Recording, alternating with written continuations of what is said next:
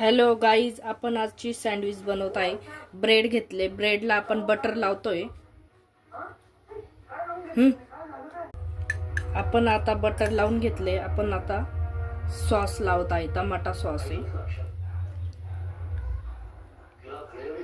त्यानंतर green chilli sauce लावत आहोत। त्यानंतर आपण बटाटा टाकत आहोत, बटाट्याचे स्लाइस केलेले।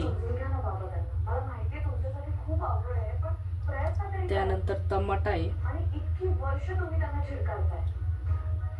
त्यानंतर आपण स्लाइस टाकत आहे, चीज स्लाइस आहे।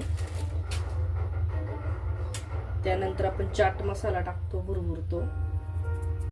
कोथिंबीर टाकली।